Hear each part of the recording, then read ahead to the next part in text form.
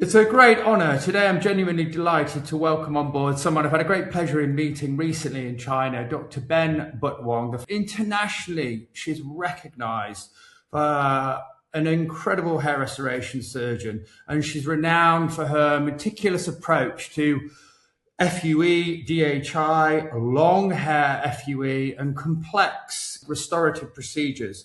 So Dr. Penn has kindly actually invited me to join an outstanding faculty of international speakers to present my talk on patient trust and advocacy and the importance of empowering people to make better informed decisions through their hair loss journeys. And what struck me about Dr. Ben here today is, alongside her passion for education, is her incredible generosity and openness. She's perfectly reflects, I feel, the collaborative spirit and the commitment to education that Dr. Ben brings to our profession. So joining her, the logistics wouldn't allow me to. I just got back from the States. I've got 18-year-old twins who just finished their A-levels. And sadly, I had to leave China quite quickly after I performed my speech, because I had to get back. But having an opportunity today, Dr. Ben Butwong, with more than 25 years in medicine, over 15 years of dedication exclusively to hair transplantation, and experience treating more than tens of thousands of patients, Dr. Ben has built a reputation that extends far beyond Thailand through her commitment to education, donor preservation, and natural long-term results. She has really helped shape surgical standards across Asia and internationally. So, Dr. Ben, thank you so much for joining me, and I'm looking forward to exploring your journey, your philosophy, and more importantly, discussing how greater collaborations, education, and patient advocacy can continue to raise the standards and help people around the world make better informed decisions. So, thank you for coming on board today. Doc, the first question for you is, your journey to become a hair transplant surgeon wasn't straightforward. And looking back, how have those early challenges shaped the way that you care for patients and the empathy that you bring to every consultation? My journey was not a straight line.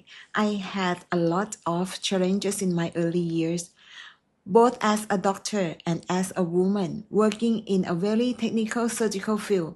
But those challenges become my strength. They taught me to be more patient, more careful, and more understanding to my patient. When a patient come to me, they're not only ask for hair, many of them carrying fear, sometimes insecurity, sometimes many years of disappointment. So I listen to them first before I plan. I try to understand the patient before I even look at the hairline. For me, empathy is not separate from surgery. It is a part of good surgical care. That's fantastic. And I suppose, at FUE World, at FUE World Global Congress, one of the themes I personally spoke about was the importance of trust, or the importance of trust and patient advocacy and independent education. So, from your perspective, why is educating patients just as important as performing great surgery? I believe patient education is just as important as surgery because an educated patient can make a safer and better decision. Actually, hair transplant is not something people should choose only from advertisement or seeing the photo before after or influencer content. Actually, patients need to understand their diagnosis, the donor limitation which vary in each individual, medical treatment option that they should have, realistic density, and long-term planning. I believe that great surgery starts before the operation room, It starts with an honest consultation. When patients understand what is possible and what is not possible, then the trust becomes stronger. So education protect patients from unrealistic promises, and it will also help them appreciate a natural, well-planned result. Brilliant. And, you know, leading on to that, hair transplantation is often described as both a science and an art. And where do you believe the true difference lies between a good result and a truly exceptional result? Hair transplant is truly both art and science. The science is very important because we have to start from diagnosis, the donor assessment, the graft survival, density planning, surgical technique. But the art is what makes the result look natural. The hairline must match the face, age of the patient, the gender, personality, and future hair loss pattern. And the angle and direction of your hair in every graft must follow the nature pattern. So for me, a good result and exceptional result are different. The good result means the hair grows, but an exceptional result means nobody can tell that the patient has surgery. It will look soft, natural, and appropriate for that person. The best hair transplant should not announce itself as a hair transplant, but it should quietly restore their confidence. You've performed everything from FUE and DHI and long hair FUE and complex mega sessions over the years. And how has your philosophy of hair restoration evolved over the past 15 years? Over the past 15 years, my philosophy has evolved a lot. In the beginning, like many other surgeons, I focused strongly on the technique, FUE, FUT, HI instrument, graft handling, and survival rate. But as time passed and with more experience, I learned that the technique is only one part of the success. Today, I think more like I am an architect. I look at the whole head, the donor area, the future hair loss, the patient age and lifestyle, and the long-term expectation. FUE, DHI, long hair, FUE, non-shaven, makeup session, all are useful too.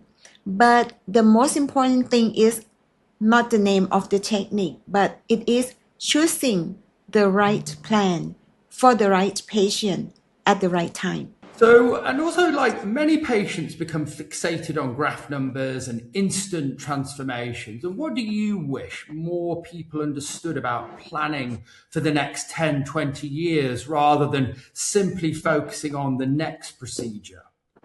Many patients focus on graph numbers. How many? But it is because it's easy to compare. But in reality, more graphs do not always mean a better result. I always explain to my patient that the donor area is like a bank account. We have limited resources and we must use them wisely. If we spend too much or too early, the patient may not have enough donor hair in the future. Please remember that hair loss is progressive. So a patient may need a plan for the next 10 years, the next 20 years, not only for the next photo.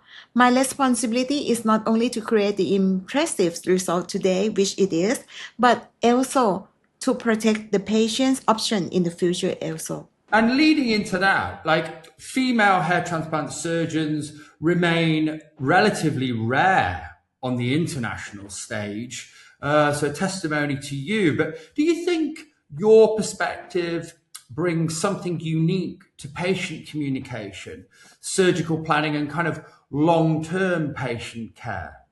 Female hair transplant surgeons are still relatively less internationally. I don't think being female automatically makes me better, but I believe it gives me different sensitivity. Hair loss is very emotional, It affects confidence, beauty, masculinity, femininity, and identity. In consultation, I try to understand not only the medical problem, not only the hairline, but also how the patient feels when they looked at themselves in the mirror.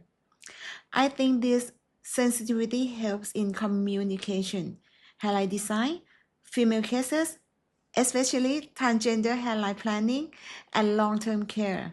My goal is to combine softness in communication with precision in surgery. And Dr. Ben, as the president of FUE World Global, you've collaborated with leading surgeons from all around the world. And what innovations genuinely excite you, and which current trends do you believe patients should approach with a little more caution? I am excited by innovation that improve planning, precision, and patient safety, digital analysis, AI assist donor assessment, better imaging, improve FUE instrument, long hair machine, and regenerative support that can be very helpful when used properly. But I also think that the patient should be cautious with trends that sound too magical. Not every new word means better result. AI, robotic stem cell exosome, or special devices should not be used only as marketing language. Technology should support the surgeon judgment, not replace it. For me, the best innovation is the one that helps us make safer decisions, preserve the donor area, which is important, and create more natural long-term outcomes. So we've both met thousands of people searching for answers over the years. And in your experience, what are the biggest misconceptions patients have before they walk through your clinic doors? And I suppose, how do you help them slow down in order to make better decisions? My advice is do not choose the loudest voice, choose the most honest plan. Social media can be helpful, but it can also be confusing. Before making any decision, patients should ask important questions just like, what is my diagnosis? Is my hair loss stable? How is my donor area? Who will design my hairline? Who will perform the key surgical step? And what is the long-term plan? Be careful with anyone who promise you a very perfect result, unlimited graft, be careful, or instant information is not true. A good consultation should explain both possibilities and limitations in each individual patient. The safest decision is usually the one based on education, trust, and most important, a realistic plan. One of the messages I often share is that surgery is the beginning of a very long-term relationship and not the end of a sales process. So how important is ongoing patient support, education, and managing realistic expectations to achieving very successful outcomes? I agree that surgery should be the beginning of the long-term relationship. It is not the end of the sales process. The operation may take only one day, but the result take many, many months to mature, 10 to 12 months at least. Patient needs support during the shedding phase, the slow growth phase, and the final evaluation. So they also need the guidance on medical treatment and the future planning. So I think that realistic expectation management is very, very important. If patients understand the timeline, they feel less anxious and more confident. For me, good care means being present throughout the process, before surgery, during surgery, and even after surgery. Dr. Ben, you're known for your patience and meticulous approach. It's well known. And during, let's say, an 8 to 10 hour procedure, what goes through your mind knowing that every single graft contributes to essentially somebody's confidence, kind of identity and quality of life? During average of 6 hours or in the big case, 8 to 10 hours procedure, I try to stay really focused and calm. Hair transplant is repetitive, but it is never simple. It changes in every case. Each graft has direction, angle, depth, and purpose. I often remind myself that every graft, even though it is small, but its meaning to the patient is very, very big. It can affect how they see themselves, how they meet people, how they take photo, and how they feel in their daily life. That is why patience is more important. For me, meticulous work is not only a surgical skill, it is a responsibility to the patient who trusts in me. But looking back over your career, is there one patient journey, that's really stuck with you, and not because of the cosmetic transformation, but because of the positive impact that it's had on their lives? There are many patients I remember, but the ones that stay in my heart, it is not the most dramatic before and after photo, but I remember the patients who come in very, very quiet, avoiding mirror, avoiding photographing. And after treatment, they slowly become more confident. Some start dating again, some start like new career, some get married. Okay, for me, this is very meaningful. You know, hair transplant is not only about cosmetic change. Sometimes it helps patients to reconnect with their identity, confidence, or even reconnect with family. When I see that change, I feel so grateful to be part of their life journey. So finally, for somebody watching this interview who has been overwhelmed by social media, the influencers that are all marketing and all the conflicting advice that's out there, what is the one piece of guidance that you would give them before any decision about pursuing their hair loss journey? If I have to put the last words before ending, I would say that journey resources is not unlimited, it is finite. So be careful before consider choosing any hair transplant service. It has to be very trustful. And the hair transplant, it is the restoring confidence with honesty, safety, artistry, and long-term responsibility. That is the philosophy that I suggest every surgeon try to bring this to every patient. Dr. Ben, I mean, one thing that's really struck me during the Congress in China was the willingness of surgeons from all around the world to openly share knowledge and kind of challenge ideas and learn from one another in a collective pursuit for a better patient outcome. So if the future of hair restoration is built on collaboration, transparency, and genuinely putting patients first, rather than, say, competition, then everybody benefits. Clinics benefit, surgeons benefit, and the industry essentially benefits. But more importantly, the patient receives better information and better care, and ultimately enables them to make a better decision. So, Dr. Ben, I cannot thank you enough for all your time today.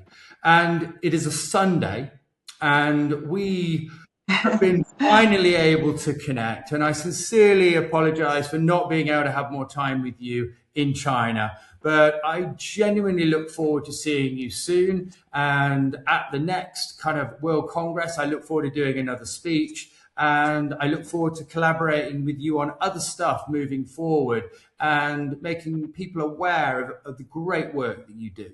Yes, and thank you very much for your time. Thank you very much for your effort in the terms of spreading good education to the patient. We will collaborate with each other in the future for sure. Thank you very much. Thank you. Thank you so much.